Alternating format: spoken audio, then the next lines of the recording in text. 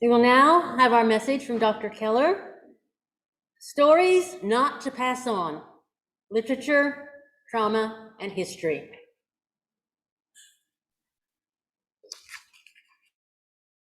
Okay, thank you. Good morning, everybody, and thank you for inviting me to speak today. This morning, I'd like to spend a little time. Well, first of all, can people hear me? I just want to make sure I'm doing the Zoom thing. Yes? Okay. Okay, good. All right. Very good. All right. So this morning, I'd like to spend a little time reflecting on the research and teaching I've done here in Norway, because I think it might be useful for our current moment. As you may know, I'm currently on a Fulbright at the University of Bergen this year, and I was brought in to dig into the relationship between early American nationalism and early American literature. This is something I thought I might be better at if I could be abroad and looking at the US from the outside. And I think that was largely correct. The course I'm teaching right now here in Bergen is called The Haunted Past, which looks at the ways in which American literature reflects, examines, or ineffectively represses the darker chapters of American history. I taught a version of this in the US, which was called Our Haunted Past. But I must say that teaching it abroad and at the graduate level has been very illuminating and much messier than I had anticipated, in a good way. Even though my recent scholarship has been mostly about fiction, I would nevertheless like to start with a few words from Ralph Waldo Emerson, someone I admire a great deal. In his 1841 essay entitled History, he says the following: "Man is explicable by nothing less than all his history. All the facts of history pre-exist in the mind as laws, and each new fact in a man's private experience flashes a light on what great bodies of men have done, and the great crises of his life refer to national crises." Emerson is mostly interested in exploring how an individual can read history and do it critically and escape the tyranny of the past to become his own person. And so many of his essays and it's the case here, his primary aim is to shake us out of worshiping the great heroes of the past and to understand that we ourselves are godlike heroes with an Athenian backdrop if we but realize it. But I am mostly interested in the connection between the private experience and national history. When Emerson says the great crises of life refer to national crises, he is speaking more symbolically about correspondences, organic and symbolic. Today, I'd like to take this correspondence quite literally. As I've spent more time researching the relationship between early American literature and the early Republic, I've become extremely interested in how Americans came to think of themselves as Americans. In hindsight, I think we take this American identity for granted, but it was no foregone conclusion. The historian Carol Smith Rosenberg describes the varying and competing identities in the 18th century colonies in this way. Quote, "New Jersey and Delaware mirrored the diversity of their larger neighbors. From its founding, Rhode Island had welcomed all whom trade and religious persecution carried to their shores. The Scotch-Irish settling the western reaches of Virginia and the Carolinas brought ethnic and religious heterogeneity to those southern states. And while the plantations dotting the Georgia coast mixed blacks and whites, the Creeks and Cherokees controlled the rich land stretching west. If these disparate peoples shared any memory, it was antagonism and persecution. Throughout the colonial period, from Puritan New England to the Carolina frontier, they had battled and murdered, exiled and executed one another in the name of religious purity, ethnic memories, and questionable land claims." So that's the end of the quote. So how do you make a people, out of this volatile confederation of disparate peoples? The Revolutionary War certainly helped, not only because it galvanized some of the populace against a common enemy, but it also helped to hollow out the aristocracy, many of whom sided with the British and then subsequently returned home. And that made space for new American heroes. But even this wasn't quite enough. What was needed as much as anything was a story, or a number of stories, in which people could see themselves as a collective. So to return to Emerson's essay, he describes the power of stories about the past. He writes, quote, "All that Shakespeare says of the king, yonder slip of a boy that reads in the corner, feels to be true of himself. We sympathize in the great moments of history, in the great discoveries, the great resistances, the great prosperities of men, because there law was enacted, the sea was searched, the land was found, or the blow was struck for us, as we ourselves in that place would have done or applauded." the end of the quote. So stories, compelling stories, place us in a relation of sympathy with their heroes. So when we read about Paul Revere's ride or George Washington crossing the Delaware, we imagine ourselves watching Revere from a window or rowing General Washington himself to glory. More concretely, Carol Smith Rosenberg and others have traced the more concrete role that magazines and newspapers played in convincing colonists that they were Americans, a word that used to be synonymous with Indians, by the way. From Thomas Paine to Benjamin Franklin and others, popular writers were trying to bring about, to create this American we now take for granted. This shows up in American fiction a great deal. One brief example is from Washington Irving's, perhaps his most famous story, The Legend of Sleepy Hollow. It was published in 1820. In it, a story about a headless horseman, one that the narrator doesn't seem to be sure of, haunts the region. Irving writes, quote, "The dominant spirit, however, that haunts this enchanted region and seems to be commander-in-chief of all the powers of the air is the apparition of a figure on horseback without a head. It is said by some to be the ghost of a Hessian trooper, whose head had been carried away by a cannonball in some nameless battle during the Revolutionary War, and who is ever and anon seen by the country folk hurrying along in the gloom of night, as if on the wings of the wind."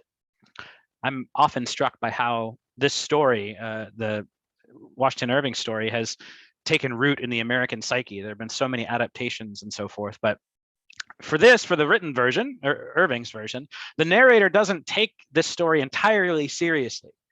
He says, quote, "Such is the general purport of this legendary superstition, which has furnished materials for many a wild story in that region of shadows," end quote.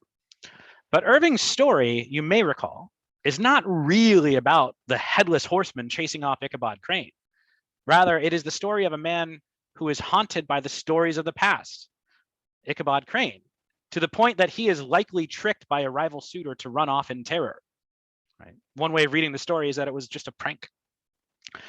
Ichabod Crane is a credulous man haunted by his young country's past, someone openly mocked by others in the story. But the people themselves are still haunted by the Hessians, who were once a very real threat to independence. This is but one way in which literature reflects these messy relations between citizens and their national past, between a collective people and their necessarily villainous others. Now, historians who know much more about this than I do will point out that this was only one component of becoming American. But to me, as a student of literature, it is the most interesting to me, because I would argue that the process through which stories helped create America as a concept, all of that machinery of literature and you could call it propaganda, used deliberately. That process of becoming America is the same process we go through individually as Americans today. And I think that literary theory has some useful concepts for understanding just how this happens. Now, this is the part of the talk where I'm going to get a little bit theoretical. I'll try not to be insufferable, but these points are crucial to my understanding of how stories and identity work hand in hand. So, the French psychoanalyst Jacques Lacan thought something irreparable happened between the ages of 6 and 18 months. Namely, the child recognizes itself in the mirror. For Lacan, this is when we finally understand that we are separate beings, not mom, not dad, not all of the things and beings around us. We are ourselves. Now, in a way, it is sad, but it is inevitable. We stop understanding ourselves through a sense of undifferentiated unity, and instead, language itself, which operates by separating everything from everything else. A house is not a tree, and so on. Language itself structures how we view the world, and he calls this the symbolic order. We start to understand ourselves, our separate selves, through symbolic systems like language, myths, ideologies, and laws. Hopefully, I haven't lost too many people by getting into this abstract stuff, but I think it's interesting and important. So the symbolic systems that I just mentioned are limited, though. Those symbolic systems are limited to what's around us. And it is for that reason that Lauren Berlant coined the term the national symbolic. She describes it this way. Quote, "The national symbolic transforms individuals into subjects of a collectively held history. Its traditional icons, its metaphors, its heroes, its rituals, and its narratives provide an alphabet for the collective consciousness or national subjectivity. Modern citizens are born in nations and are taught to perceive the nation as an intimate quality of identity, as intimate and as inevitable as biologically rooted affiliations through gender or through family, end quote. Now, all of this is to say that we become American in the same way that colonists became Americans, through stories and through language, in a way that eventually feels so natural that it often escapes our examination. And to be clear, this is not just an American phenomenon. Something I'm encouraging my Norwegian students to do, along with the reading, is to explore what their own national symbolic looks like. And I'll say they seem to have a much easier time examining and deconstructing the American symbolic than the Norwegian one. But that's to be expected. It is so much easier to analyze something you are not part of. That's why family therapists are so necessary. And perhaps scholars can be the family therapists of their respective nations. But speaking of family, I'm going to shift gears a bit to give a more concrete and more personal example of what I'm talking about here. My mom loves to tell this story about when I was a toddler, a frustratingly curious toddler, it seems. One day, the story goes, when my mom was trying to vacuum, I kept opening the door to the basement and stumbling down the stairs, which were wooden with no backing, which is to say dangerous. She would, get me back upstairs, close the door, set me on the couch, and go back to cleaning. But before very long, she would hear the door open and my clumsy feet stumbling down the hard wooden stairs yet again. This was baffling to my mom since we had one of those hook and eye latches on the basement door that was out of my reach. What kind of magic was I using to open the door?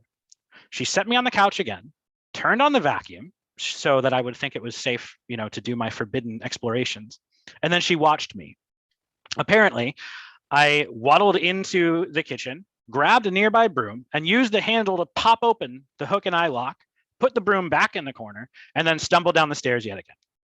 Now, my mom loves telling this story, I think, because it reveals common frustrations of motherhood and flattering traits about her son. I was curious, inventive, and persistent, even precocious. And this is how I came to understand myself as a young adult. The story was important to me as I was developing an identity. And stories function this way for all of us, individually and collectively. The stories we tell about ourselves, about our loved ones, families, and communities, not only remind us of who we are, they actively create the selves we claim to be. As a student and professor of literature, I've become only more convinced of this over time. And I'm more invested than ever in interrogating the stories we tell about ourselves.